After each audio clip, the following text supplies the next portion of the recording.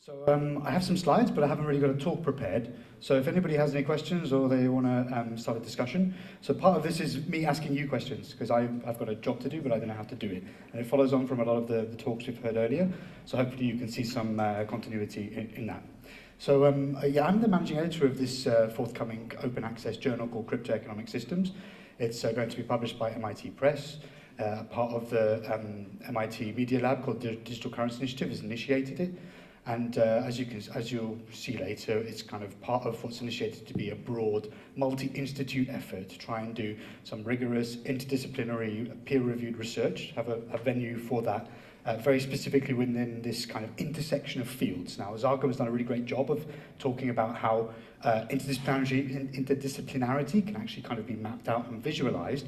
And so one of the things that our group has done historically is look not just at interdisciplinarity, but also what you might call anti-disciplinarity. So if you remember Zargham's kind of network node map, like if you interpolate between the centers, you might get something that you might call interdisciplinary. But if you look for the voids in between these disciplines, then you might get something that's anti-disciplinary. Okay, with that in mind, let's jump in. Okay, hopefully this will be smooth enough. Yes, so I just want to draw your attention to a website, which is cryptoeconomic.systems. Up there's some information about our March 2020 conference. We've got a call for papers open at the moment, which will close on the 19th of November. And so that's the first intake of papers that are going to go through our kind of, we'll discuss the review process in a little bit. It's going to go through our peer review process, then accepted papers will get published, presented at the March conference, and then published in a proceedings in the first issue of the journal, which will be sometime next year. All right, so here's a brief outline of the talk. I'm just going to skip over the background, because I think quite a few people in this audience are probably already familiar with things like why scholarly publishing has lots of problems and so on. So yes, I'm from MIT. This is the place where I actually work. That's my friend Theo, who took that picture in Tanzania. So yes, don't believe everything that people tell you, especially in speaker biographies on conferences.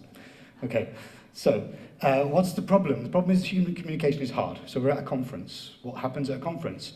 Somebody at the front has neural impulses. They look at you, they make small mouth noises, you hear small mouth noises, you have to decode those within the context within which they're said, within the languages. So we're in Germany, but I'm speaking English. Probably the majority of people here aren't native English speakers. We're also talking about interdisciplinary, kind of weird, nuanced technology topics. So this is hard. Even at the best of times, communication is hard. So that's the kind of the framing which I'd like to start from. And when things are hard to understand, like Zargham does this a lot as well, it's sometimes, we're pattern recognizing creatures, so we like to find ways that we can reduce bits of information down. We can use conceptual models like network graphs, or we can use models like stacks of layers to try and engage in some differential discretization, to try and understand the similarities and differences between things, or to try to define terms. So here at a conference called Blockchain for Science, if I was to randomly poll 10 people in the audience and ask for your 10-word definition of a blockchain, I would probably get at least 5 or 6 different answers. So yeah, then come back to these topics that we often hear in the credo of blockchain: decentralization, trust minimization, censorship resistance, permissionlessness. Now, my opinion is helpful to have these kinds of conceptual lenses so you can define things at a particular layer. So you might want to say, permissionlessness is largely a social layer phenomenon where no subset of participants of the network are prevented from entering transactions into the record.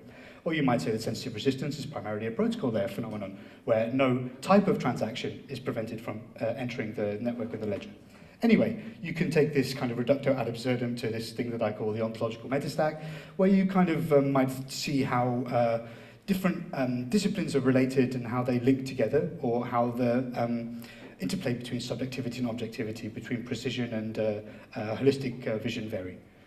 Okay, so state of things today. There's a really cool article that came out last year, which I guess some of you might have seen, called, this year even, 10 hot topics around scholarly publishing. If you haven't seen it, I recommend it. I can't remember what journal it's in. It might even be called Publications, actually, the open access journal. And so this is going over some of the pain points in scholarly publishing. So let's just recap. 350 years ago, the Royal Society in England started a journal called Philosophical Transactions of the Royal Society. And that was pretty much the first real kind of rigorous scholarly journal, you could say. And then, from there, people started to develop methods to vet and verify the research, things like peer review. Now, if you go back and look at the history of peer review, it's pretty interesting, because you had, for actually quite a long period of time, George Gabriel Stokes, who was the Secretary of the Royal Society. He was the single peer reviewer for everything that came in to the Royal Society on every topic. So this is actually coming back to that metastack thing. People were still natural philosophers, and we were spanning across disciplines. And as time's gone on, the proliferation of journals has been driven by the explosion of scholarly guilds and societies, and also by commercial publishers. And we now have this situation where we have untold, countless numbers of journals with all kinds of different publishing models, scholarly models, rights, relationships with authors, and so on. So you could say that we had a question about preprints earlier. So this is an interesting one where people are divided over whether we should be putting work in an interim state or an unreviewed state in staging servers like preprint servers, archive, and ePrint, or whether that invalidates the novelty of the research, that in fact it's already been kind of published in a way. And you see some journals penalizing people that put things on preprint servers, and you see others which encourage it. We're encouraging it, because I don't think you can stop the flow of information. That seems kind of crazy. But you can do some kind of version controlling. So you could say a certain version of this paper gets submitted to for review, and then that particular one is the version which gets verified. So imagine then I wrote a protocol paper, my perfect unicorn proof of stake paper, and I submit it to a journal, and then I change it. And so one version has passed the review, but I've changed it. So we have to also be careful with things like that. So people also worry about overmetricization, things like journal impact factors, which have turned into these I don't know how it is in Germany. I'm not very schooled in how things work in Germany, but certainly the UK and the US, people have gone crazy over metrization of teaching impact factors, local intra-university impact factors, and even these kind of journal PageRank index, JIFs, and things like that. And they seem crazy. Some people have very different opinions about peer review. Some people say peer review is the worst system apart from all the others. People say about democracy being the worst governance system apart from all the others. Other people say that peer review is completely broken. It doesn't scale. You have all these human bias issues. It's not career compatible with different fields are not career compatible in terms of their review processes, in terms of the incentives to engage in interdisciplinary research, and so on. Open access, APCs, predatory journals, we had a little comment about that earlier. So some people look at open access and think that this is like a way that you can kind of engage in unethical or scammy behavior. I guess some of you, let's have a straw poll, if you don't mind. Hands up if you've received an unsolicited email or a message on a platform or directly to you, asking if you'd like a piece of work that's on archive or ResearchGate, if you'd like a book to be published that you've put online. Has everyone received those emails? Okay, quite a few, double figures. All right, yeah, I also received one of those recently, and at first I fell for it. I was like, oh, that must be, I'm a great author. And then I looked up the company. Actually, I think they're German. I can't remember the name, but I'll have to look it up. And then I surely found out that, sure, they will print the thing for you, but they'll make you buy a bunch of the first copies. And this is kind of like a bonding curve, right? You buy the first few copies, it's super expensive. And then other people get the benefits of the economies of scale. So there's all kinds of weird, shady models going on at the moment. Rights transfer, we had a comment about that already, which is great. So I've not got much time to talk about it at the end of the talk, but one of the things we're really keen on, and this is something I'm pushing for, is we're dealing in the business of open source research, like cryptocurrencies and blockchain stuff. It's inherently at its very root. This is a technology which doesn't require these borders of intellectual property and so on. And so what we've persuaded the MIT Press to do, and they also have they're a non-profit, mission-driven scholarly publisher, so they're not really that, that have predatory tendencies, but we've asked them to take non-exclusive licenses to authors' work so the authors retain rights, because otherwise then the power is centralizing back to us and influence, and we don't want that. Okay, publisher oligopoly, I think we probably all know what that means. We've got Nature down the road, and Springer, and Elsevier, so yes. And those are the things, the ones in blue are the things that we're attempting to address with cryptoeconomic systems. So we recently had a conference over in Boston a few weeks ago. Some people in the room made the long journey over there, so we're very grateful for that. And so Zonka asked me to give a very brief wrap-up. So we had about 225 attendees. 60 or so speakers. This is people from law and regulation and policy and cryptography and distributed systems and complexity. Quite a range of people. People from like the real Bitcoin world, people from the BFT protocols, Bitcoin boils the oceans world. So trying to get all these people together and build a big tent and have them pick at each other essentially in a scholarly sense, I suppose. And so we tried to bring practitioners and academics together. We tried to kind of squash people together that may not share the same venue or have these conversations. So that's what we tried to do. There's a little sample of some of the people that spoke. And there's plenty of information, all the videos on the Digital Currency Initiative YouTube channel, if you would like to watch those. 61 videos, I believe. And yes, an advert, yes, for our journal. So is Diamond open access? That was a point that came up earlier. And so you have these different kind of variegations or different tiers of how open access is, which to me is a bit of a cop-out. Like for me, open access should map fairly closely onto open source, or the most open Creative Commons licenses. And so Diamond Open Access, or aka Platinum Open Access, basically represents there's no paywalls, we're not charging people to read the articles, and there's no APCs, we're not charging authors to submit articles. So we're bearing those costs. And more on that later as we enter a fundraising drive. So, some stuff about the journal. So we've got two editors-in-chief, Neha Narula, who's the director of the Digital Currency Initiative, and Andrew Miller, who's well known for his work in practice across all kinds of projects and networks. And he's an assistant professor at University of Illinois in Urbana-Champaign. We have an advisory board. Now, a lot of these names are probably quite familiar to you, like Shafiq Al-Wasif with the Turing Medal for Zero-Knowledge Proofs, Dan Panay, who does all the crypto stuff, Dalia Malki is the lead researcher at Calibra, computer scientist at Princeton, economist at Chicago Booth, and so on. And the reason we've got this perhaps slightly archaic-looking structure to the journal is we're trying to make this thing interoperable and backwards compatible with both the existing silo disciplines and the traditional academic structure. We need this thing to be perceived as credible and legible in order to help us get this thing off the ground and get it going. That's the idea. And then we will slowly shift people outside of their comfort zones. So that's the idea here. So let's talk about interdisciplinarity. This is a great image from a bioinformatics lab at Harvard, like a really nice one. I want somebody to make something like this for me. So if you're cool if you're good at drawing and you want a project, come and see me. So this is something that we're worried about. We're worried about the gravity well of being an MIT project. So I work, with the MIT Digital Currency Initiative. One of the editors-in-chief is from MIT.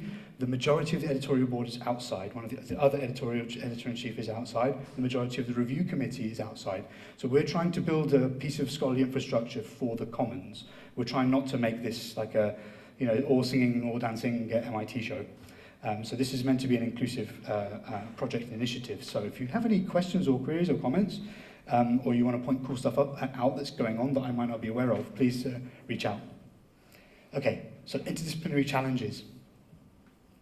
And this is a tough one. It's tough to kind of, especially in academia where everything is it's been structured in a very similar way for a very long time. You have a school of economics, you have a law school, you have a computer science faculty, and so on. And so these structures are you can kind of think of them as ladders for career progression. And so professors and academics will be climbing the ladder in their particular tower. And that's where the incentives are aligned. They're aligned for them to kind of climb linearly and not so much laterally with this kind of interdisciplinary work. So we have to find ways that we can make this thing incentive compatible with academics. Otherwise, you run the risk that the only people that can really engage in this kind of risky interdisciplinary research at universities are the people that already have tenure, they already have their job stability, or they already have their permanent positions, as you might call them in Europe. So that's one thing. And the other thing is that the publication traditions vary really a lot. So in law, the law reviews are run by students. In economics, if you want to be an econ professor in a top university, especially in the States, you need to publish in one of the monolithic half-dozen journals, which takes years to get into. And in computer science, more people run through the conference publication with proceedings pathway because it's faster and it reflects a faster moving field.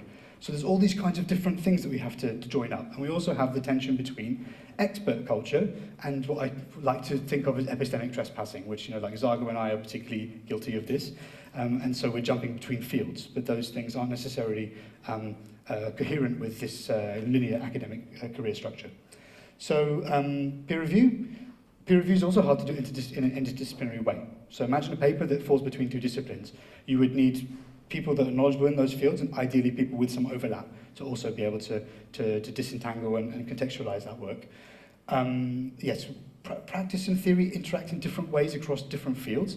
So one of the big things about cryptocurrency is most of the key work, the foundational work, was just dropped by anonymous people on random PDF servers. So that's very much the upside down and backwards to the way that the academy does things. And so how do we integrate all of these different things together? And one of the ways we'd like to do that is by using an open peer review model. And so this is something that was touched on a little bit earlier. So rather than the reviews getting done and then being used to assess whether something is published or not, and then those reviews are basically consigned to the dustbin of history and never seen, we'd like to treat the reviewer attention as a scarce and valuable resource. And the people that are subject specialists that are disentangling this work, that we can use the artifacts created from the review process and publish those alongside the work itself. So that's what we're intending to do. So please hit me up if you have any ideas about that. And we want to encourage transparency as to research. We want to set higher standards, and we want to encourage debate about these things, which I think is a little bit missing at the moment.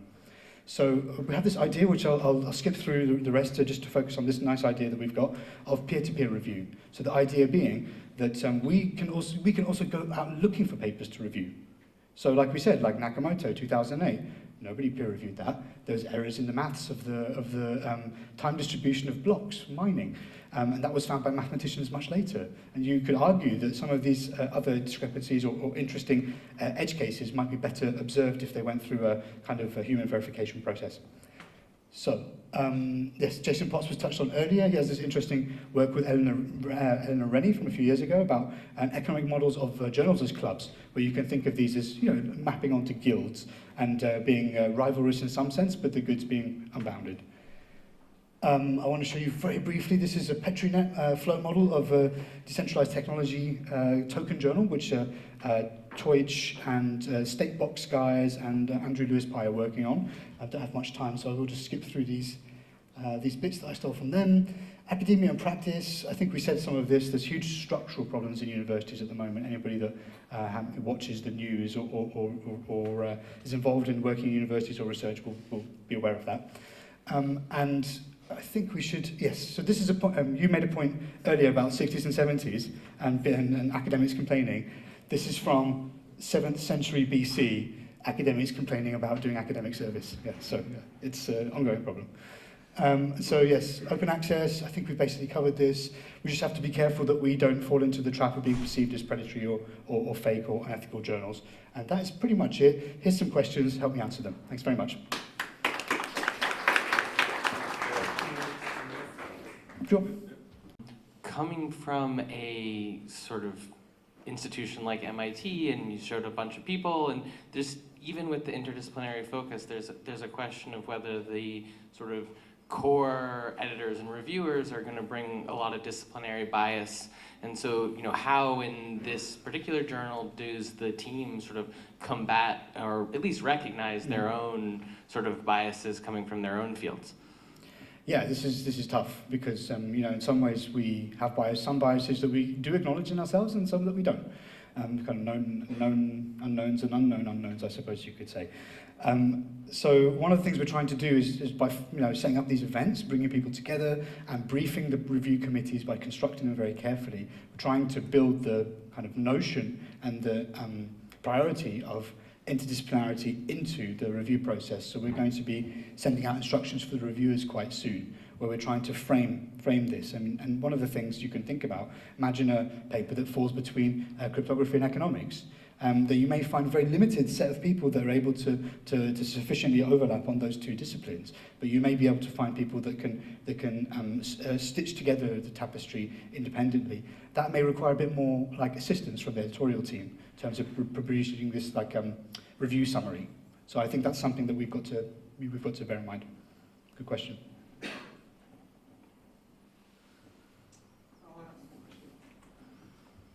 So I have a question about open peer review. So I have worked in my career for for-profit companies, and I have had papers published as researcher, and I've had papers specifically rejected because I worked for a for-profit company. So explain to me how a more open peer review would help me. That is a good question. Were these papers that you submitted, were they double-blinded or were they not double-blinded? No, they were not double-blinded, and I think that yes. was the challenge was that the reviewers said, this research is fine, it's good, it's well-written, But because of where you came from. We're afraid that this person's really just going to come and do a marketing presentation because they work for X company. Oh, so it's about a presentation, about a paper for a submission, then a presentation, or Yeah. Right, okay. So I mean, the first thing is blinding. So it's something I didn't really touch on, but we're doing double or triple blinding, depending how you define that, where the identity of the author is not known to the reviewer, and the identity of various reviewers are not known to each other until like a certain stage. So that would minimize this, like, you could call that a conflict of interest situation. By the way, this is one of our... Perceived potential conflict of interest. But this is one of the areas that, we're working on the COI thing right now. I don't know if yes, it's right up there. We're working on this conflict of interest situation now because it's even harder with cryptocurrencies and so on because the incentives are that much magnified. So these are not easy questions to answer, but there is a bias towards academics looking at industry and thinking it's going to devolve into a sales presentation. So I would say if you're looking for a good example of how not to do that, look at what Zargham does, because he puts the research front and center. So he's really talking about that rather than like wider implications or how it breaks down as a business process. Great, thank you. Thanks.